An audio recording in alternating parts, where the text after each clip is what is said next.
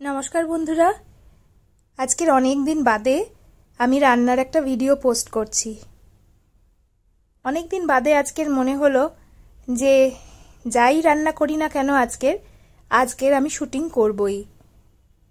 এই কদিন অপারেশনের পরে আমি খুব একটা রান্না করছিলাম না, আমার মাই পাঠাচ্ছিল রান্না করে।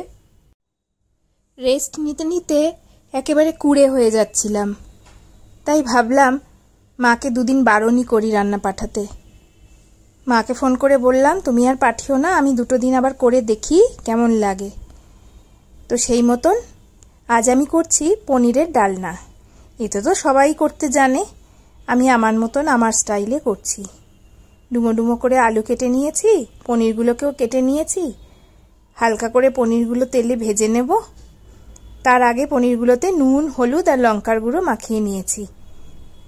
আর এই আলুগুলোকেও আমি ভেজে তুলে নেব। এক একদিন কোনো কাজ করতেই ইচ্ছে করে না, বিনা কারণে মন খারাপ লাগতে থাকে। জানি না আপনাদেরও এরকম হয় কিনা। যেদিন মন খারাপ লাগে কোনো কারণ ছাড়াই, সেদিনকে মনে হয় শুধু শুয়ে থাকি আর আকাশের দিকে তাকিয়ে থাকি। আর যেদিনকে মন ভালো থাকে সেদিনকে কত যে কাজের এনার্জি থাকে কি বলবো। তখন একসাথে অনেক কাজ করে ফেলি।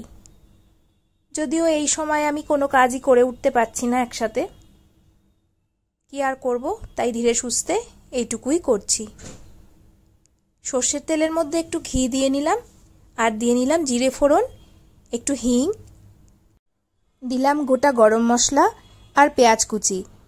পেঁয়াজ কুচিটা দিয়ে একটু নেড়ে চেড়ে মিক্সির বাটির মধ্যে অল্প কিছু পেঁয়াজ, 2-4 কোয়া রসুন আর টমেটো আর 2টো কাঁচা লঙ্কা পেস্ট করে রেখেছিলাম, সেই পেস্টটা দিয়ে দিলাম। দিয়ে নেড়ে চেড়ে তাতে দিলাম আদা রসুনের বাটা আর একটু হলুদ গুঁড়ো। কিছুক্ষণ নাড়াচাড়া করে দিয়ে দিলাম 1 চামচ মতন ধনে গুঁড়ো। ধনে গুঁড়োটা দিয়ে নেড়ে চেড়ে ভেজে রাখা আলুগুলো দিয়ে নাড়তে লাগলাম। দিলাম সামান্য পরিমাণে চিনি। এই পনিরের ডালনাটা একটু মিষ্টি মিষ্টি হলে খেতে ভালো লাগে। একটু ভাজা ভাজা করেই পরিমাণ মতো জল দিয়ে দিলাম। আর এরপর দিয়ে দিলাম ভেজে রাখা পনিরগুলো। এই পনিরগুলো কিন্তু আমি খুবই হালকা করে ভেজেছি যাতে নরম থাকে। এই পনিরের ডালনা ভাত, রুটি সব কিছু দিয়েই খেতে ভীষণ ভালো লাগে।